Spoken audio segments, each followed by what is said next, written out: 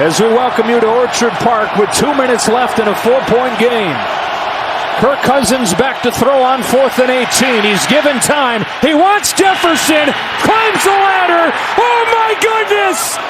Justin Jefferson pulled it in. The catch of his life. But we got to look back at this.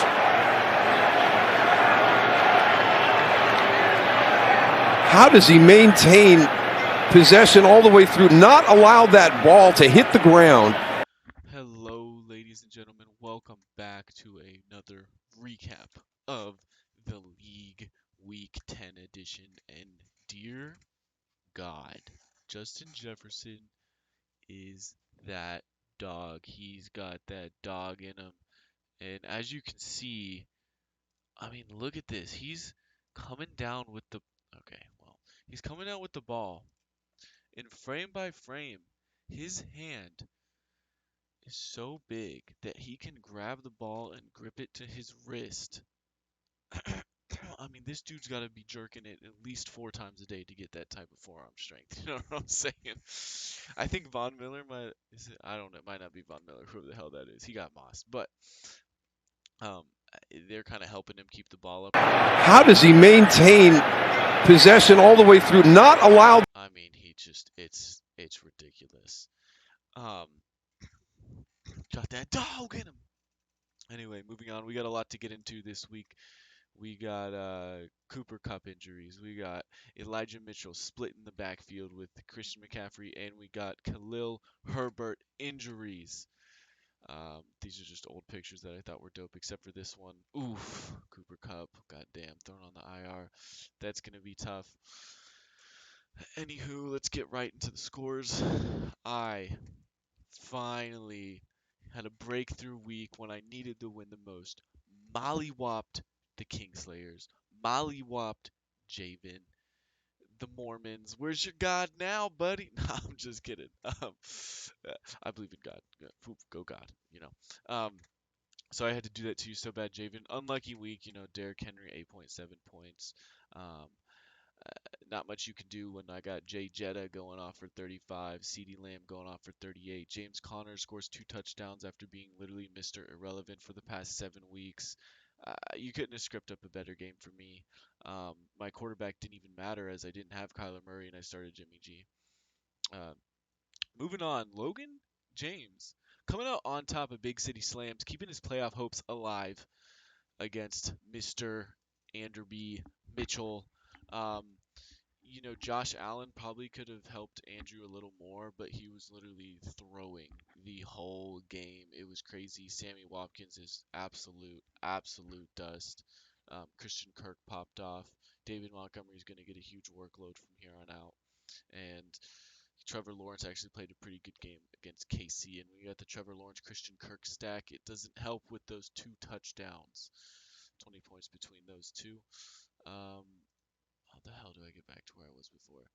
Back to McCaff, took on my boy Harrison. Freaking Justin Fields is playing the games of his life, and next week he's playing Atlanta. And if I'm being honest, I wouldn't be surprised if this man had another 40-point game. I mean, he's been, QB1 since week 5 or week 6. It's just really on the come up for him. Whoever drafted him in best ball is probably going to end up winning a lot of money. Harrison actually had a chance to win this game. I have Dallas Goedert and Terry McLaurin and Miles Sanders in a couple of my best ball teams. So I was really hoping for the Eagles to come back. Maybe Sanders got a touchdown. Maybe Terry McLaurin got a couple extra touchdown passes. Maybe Dallas Goedert gets a touchdown pass. But Eagles shit the bed. Referees through. And that's that. We move on. You know, is what it is. Dolly, what did I tell you? I'm sorry, Jared. I know it's crazy that your team has so many points and that you're just not winning or not first place or whatever. But Dolly, I told you, you just keep scoring points and it's gonna regress to the mean and you're gonna get some wins. You're gonna get some wins. It is what it is. You know, I mean, Patrick Mahomes, Kelsey stack, Raheem Mostert going off, even though that pissed me off for DraftKings. But we're not going to get into it. George Pickens, Peoples-Jones, Chris Godwin. I mean, he just had a very overall well-rounded team. So did Jared, which probably would have won against a lot of the players in this lobby, but unfortunate for him that, Jalen Waddle didn't get the usage that he probably should have. And, Miami ran the ball a lot. Is what it is. Plus he had, Lamar, T. Higgins on a bye. What are you gonna do? What are you gonna do? I see that little Kieran Williams stash. You ain't fooling nobody. In the most absurd game of all time, Noah's on top, beating him like 120 or something to 118. Jordan says GG in the chat. Last play of the game, Devontae Smith thinks it's a good idea to, hey, they got the video right who here. did last night have 6 catches for 39 yards. It's freaking Schefter in the War Room League. Okay, turns out ESPN doesn't show any highlights, but they got the video right here. Gets the lateral from Quez Watkins, throws it into the end zone. Literally threw the ball like 9 yards into the 1 yard line, rolls into the end zone. Dude falls on top of it, and somehow the Commanders come out and beat the #1 NFL team as of right now, which then makes them no longer the #1 NFL team because our boy Kirk Thuggins out here don't stop losing. You can't beat him. You can't beat him. I mean, how's the saying go? 1 o'clock Kirk Cousins. Fucking absolute legend. Absolute legend. Moving on.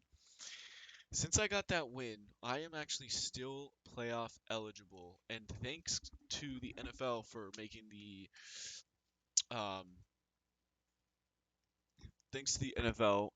us 18 weeks instead of 17, giving us a 14-week regular season, giving me, myself, and I a better chance at making it into the playoffs. Logan even still has a chance. It went from 2 to 3. I mean, he's on the come up, ladies and gentlemen. Don't count him out, right? But don't also call it a comeback. Another thing to point out: test AJ Brown piss and the fire sale. Everyone must go.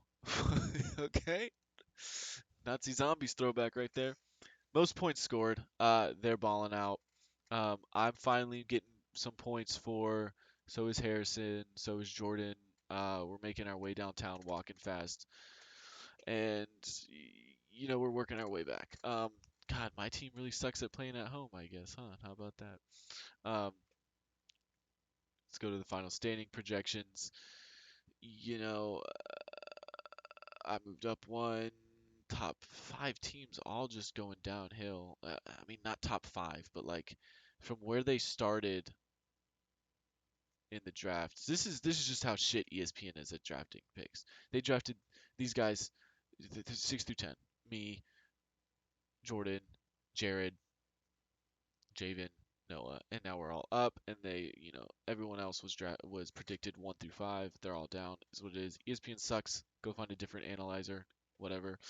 And the last thing I'm gonna say really quick is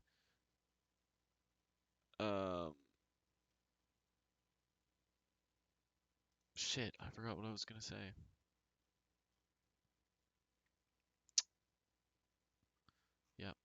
Yep, forgot what I was gonna say. God, it was such a good video up until that point, and I absolutely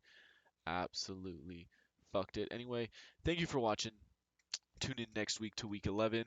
After that, we only have 3 more games till playoffs, and it looks like Jordan's about to have a 100% chance at making the playoffs, so someone's going to have to knock him down a peg. Until then, thank you for watching. See you next time. Peace.